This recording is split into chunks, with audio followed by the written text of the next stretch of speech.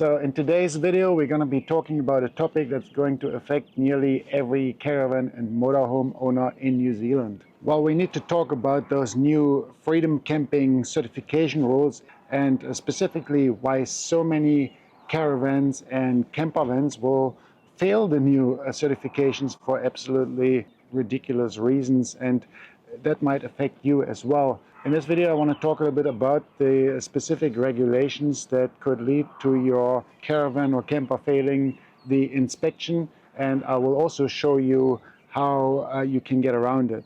Yeah, our caravan here failed the new Freedom Camping certification, so it affected us, and hopefully this video will help you. So last year, the New Zealand Freedom Camping rules have changed. There's now a new certification process that needs to be done with motorhomes and caravans and pretty much anyone out there. And yeah, the government now wants to get their hands into the freedom camping process, right? So every camper, every caravan that has previously been certified under the old rules now has to be recertified under the new rules. And now the government has to be paid basically for the freedom camping certification process. So it's costing now, I think, $140 for a certification. And previously that was all done by the New Zealand Motorhome Association, and for members it was free. So yeah, it's a bit of a money-making scheme if you ask me, so that the government can control this whole thing. To make matters even more confusing, there are now 3 different types of cards, certification cards on the road. So there's still the old blue card. So this is still valid until either June 2025 for freedom camping, if you have gotten it early enough. Otherwise, it's still valid for the next 4 years, I think, if you only stay at Motorhome Association campgrounds. That will be still accepted there as a self-contained certificate sort of thing. Then you get the new green one, which is kind of the standard, which everyone probably needs if they want to go freedom camping from the 25th of June 2025 onwards.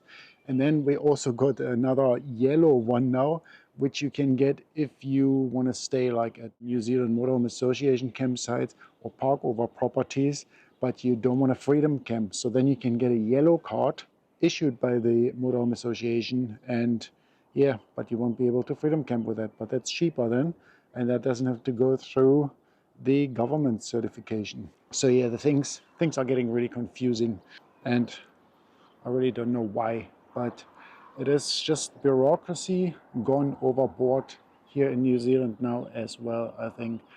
Let me know what you guys think about all that. And within this process, there have now been a lot new regulations. So from my understanding, the main reason was that people were unhappy with little vans and cars freedom camping, and they didn't have proper toilets on board, and they've been using the bushes and stuff to do their business, which I personally think is bullshit, because we have been freedom camping around the country and I've never actually seen anyone doing this kind of stuff. Most of the time where people complain about toilet paper in the bushes and things like that, those places are usually not the freedom campsites, but places where people stop over on the side of the road, where the general public stops over on their journey, and then there's no toilet, and that's where you end up. Sometimes those places are freedom camps as well, along highways or so, but usually, from my experience, it's not really the overseas freedom campers that everyone is blaming for spoiling the beautiful nature here. So anyway, that's just my opinion. Maybe you guys have different experiences about that. And yeah, but basically the new regulations are there to get all those little campers that don't have fixed toilets in their vans off the freedom campsites, so that it's only available for people with expensive rigs, expensive big motorhomes. Only the rich ones should now be able to freedom camp under the new regulations, right? From my understanding, that was the main motivation, to check for a fixed installation of the toilet, and without that you can't get the certification. But there's a whole range of new rules. Not only that, it turned out. So what happened with our caravan here, our previous blue self-containment certification ran out in the beginning of last June. And we were a little bit slow to get our new certification, the new blue one. There was a cutoff date last June, 15th of June. And if you got the certification before that, the old blue certification, then it is still valid. So everyone who's got the certification before that, this blue certification is still valid until this year, 2025, in June. But because we got ours after the 15th of June, I think it was on the 16th or 17th, we got the blue card back that our caravan is self-certified or self-contained, but it had also a little sticker, not for freedom camping anymore. So we weren't allowed to legally freedom camp. So we had to go to a new inspection to get the certification done. So nothing really has changed in terms how you get your inspection. You can still go to the same inspectors, the NZMCA inspectors that we had before. They all had to be retrained, had to go to courses and whatnot to learn about the new rules. They all got a big rule book now to check over the requirements, and it's all big money involved, right? Now every caravan and motorhome has to undergo that, the rentals, the privately owned, the little ones. Anyway, going off topic here, I just wanted to tell you what happened to us, right? So we had to ring up an inspector that was listed on the New Zealand Motorhome Association if we can inspect our caravan to get the green card, right? Now it's a green card, not a blue card anymore. And with that green card, you can then freedom camp. So I rang him up and talked to him, and I said, we just got the blue card and now we need the green card. Can you inspect that, please? And he said yes. And I was pretty sure that we're going to get this because it was just inspected a week ago. But he already said on the phone, well, if it will pass. So he was already kind of put me in the mindset that it might not pass, which I didn't expect at all. So yeah, we made an appointment. We drove to meet him, and yeah, he was quite friendly, but he came straight out and walked out to the caravan and looked at our outlets and said, well, that is a straight fail. And he saw that we don't have those caps on our freshwater tanks. So our caravan has 2 freshwater tanks and 1 grey water tank. And the grey water tank, the outlet for it is capped, and the outlets from the freshwater tanks are not capped. And in the previous self-containment certificate, it also said so. So yeah, we had only 1 cap, and under the new regulations, even the freshwater tanks need to be capped if they have like a drain outlet, which is kind of weird because it's all about not letting grey water on the ground. Why do you need to cap your freshwater tanks? Well, the reasoning from this self-containment officer, was that you might get dust or dirt into your freshwater tanks from the bottom. So yeah, it is required for hygienic reasons or whatever.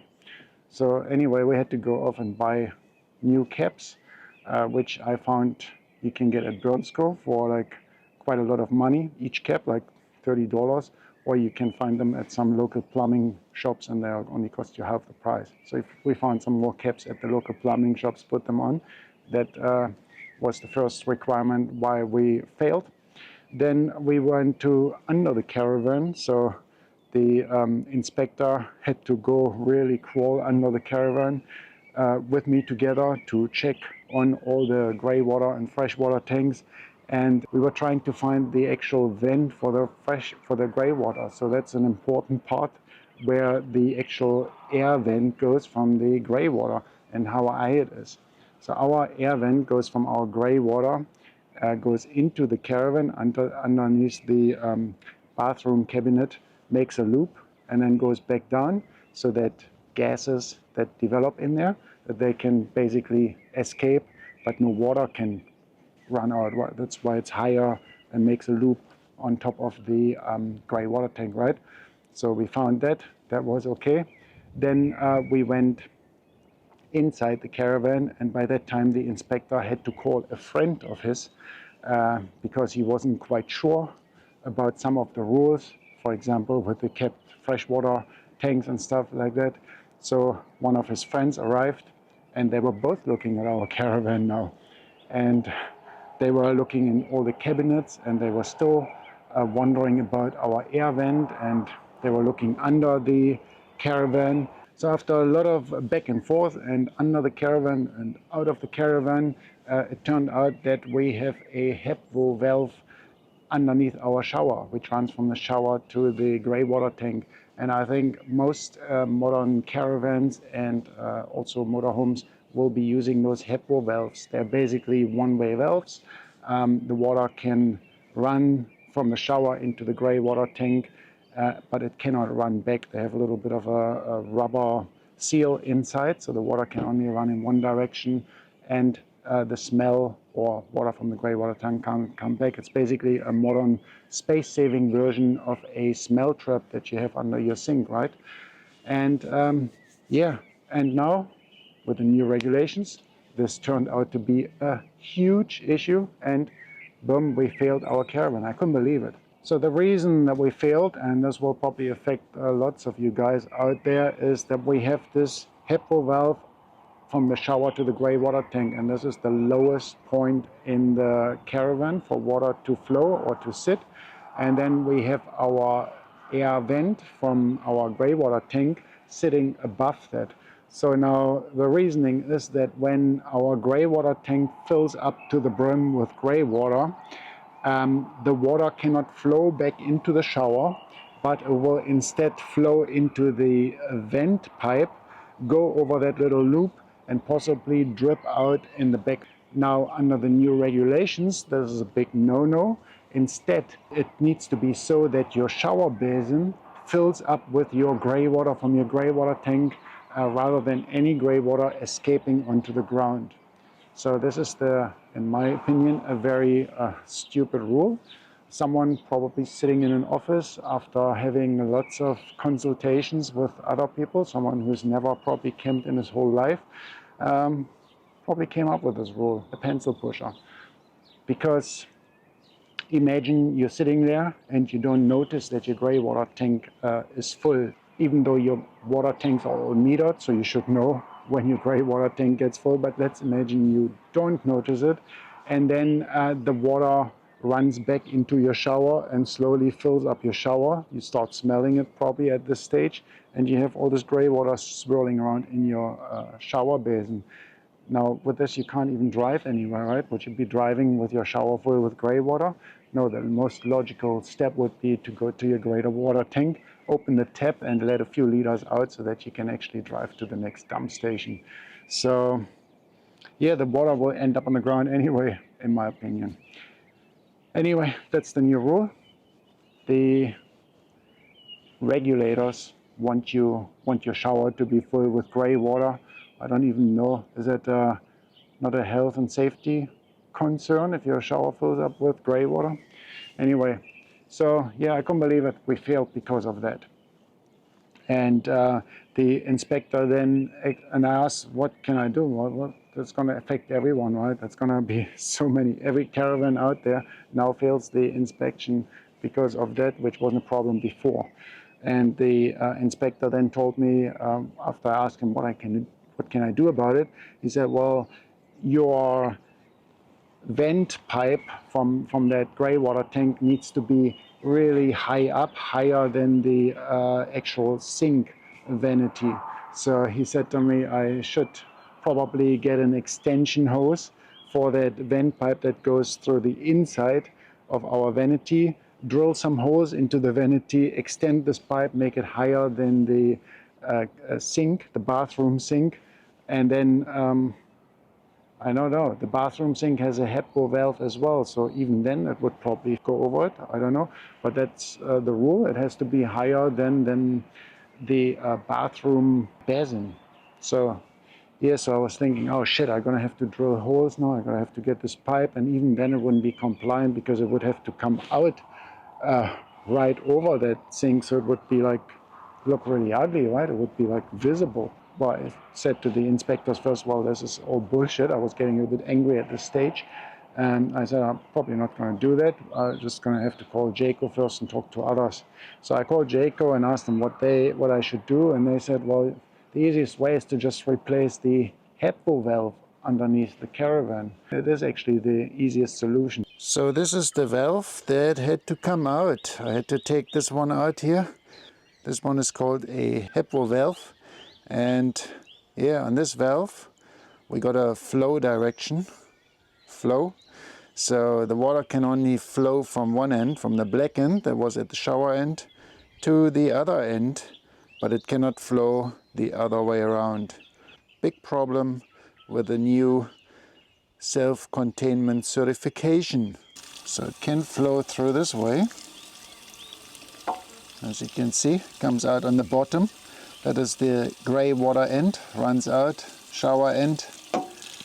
But if I turn it around, it will just fill up. That is a huge problem for our new Freedom certification friends. So instead of the Hepvo valve, you need to have a smell trap under the caravan now, where the water can flow back from the gray water tank into the shower, and that solves the problem. You can actually purchase a smell trap specifically for that from Bernsko or the RV shops that you can replace your Hepvo valve with. And that's probably the easiest way to do that. I'll put a link in the description if you want to purchase one of those. But I was in Blenheim at this time, and there's no RV shop and no one was selling it, and I wanted to get it out of the way as quick as possible. So I went to the hardware store and I was talking to a very friendly guy at Bunnings about some options that I can use. So we were trying to figure out, and in the end I bought a little bent plastic pipe and some extra pieces of hose, and I took the Hepvo valve out and I replaced that with a little bent pipe so that it works like a smell trap.